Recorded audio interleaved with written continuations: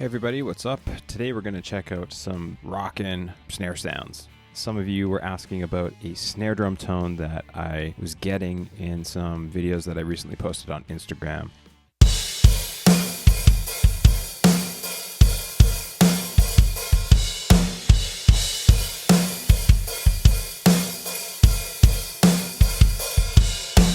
I thought we'd do a quick video on the drum I used, and then we can hop into Pro Tools and I can show you some of the effects and plugins I was using on the snare to get this sound. So let's dive in.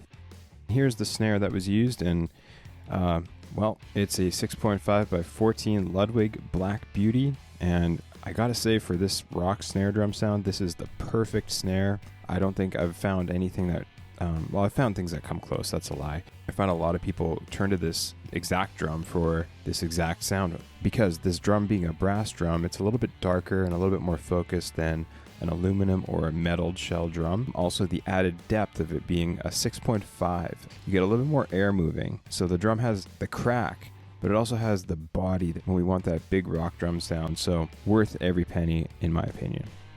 I also used a snare weight M80 to muffle the snare and to take away some of the ring of the drum and to focus the sound even more. The drum head that was used on the drum was a Remo controlled sound, which is basically, I believe, an ambassador, but with a power center reverse dot in the middle of the skin, which gets a little bit more of a punch out of the drum, I feel.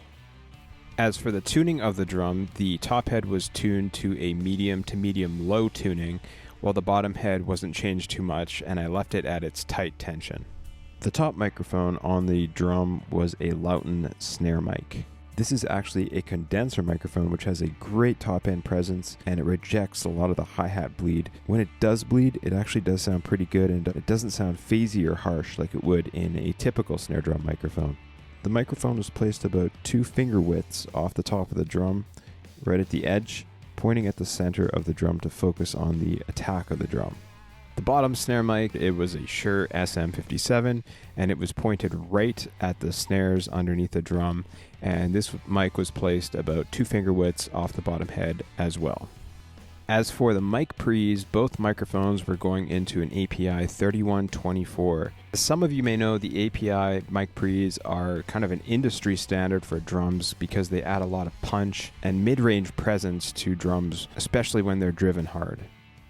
So here's what the whole drum kit sounds like without any processing or effects.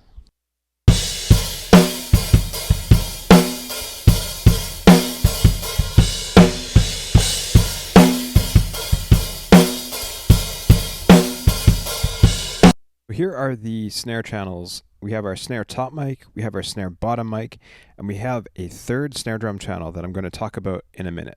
Then all 3 of these channels are being sent to an aux bus.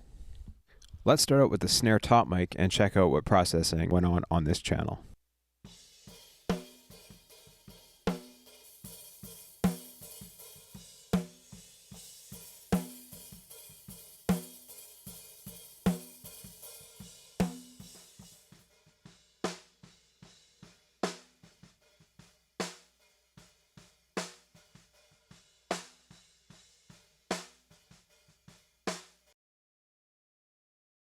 So here's the third channel that I was referencing, and as you can probably guess, it's a snare drum sample, but rather than grabbing a sample from a sample pack, I decided to make my own sample. I've never done this before, and I thought I'd give it a try. The theory behind this is that if I sample my own snare, it's going to sound more cohesive with my snare drum and my kit and my room, as opposed to grabbing a random sample from a sample pack. When I recorded this sample, it's important to note that I didn't just record the snare top and bottom mic. I recorded the snare mic, the bottom mic, the overheads, and my room mics to capture the overall ambience of the snare, to give it some depth, air, and body, instead of having the claustrophobic sound of just the close mics. I then took all these mics and condensed it into one wave file, which is what you're hearing right now.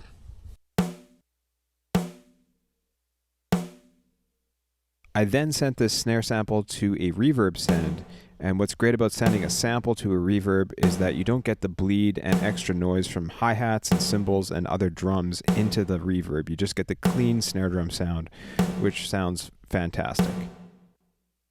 The point of the sample is not to take over the original sound and to replace the original sound, but it's more so to supplement it.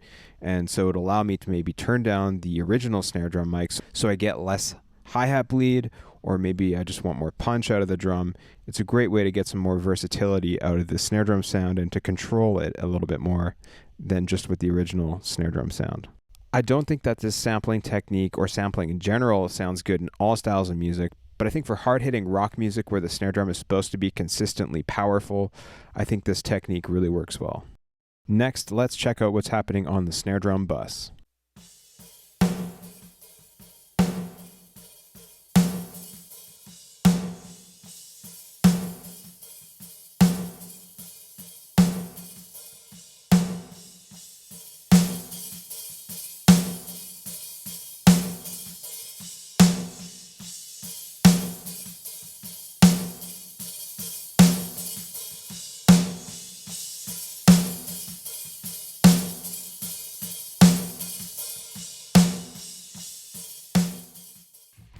I want to mention that when getting a big rock drum sound or snare drum sound, it's not just your close mics that are important, but it's also the mics around the drum kit capturing the room and ambience of the drum kit that also play a huge part in getting a full, complete snare drum sound.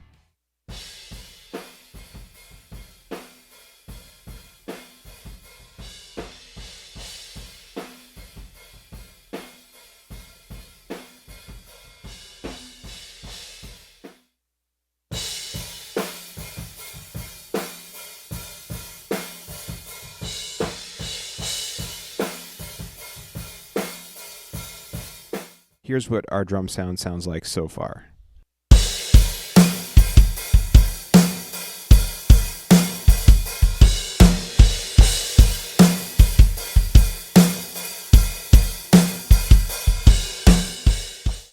So now we're at the drum bus, and I'm going to play everything that we have so far and gradually add in the effects on the drum bus.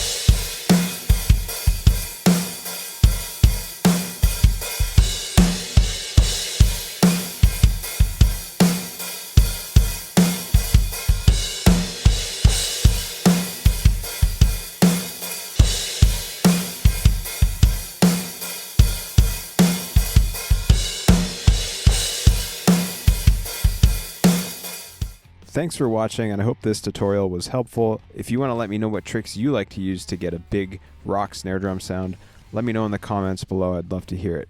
See you on the next one.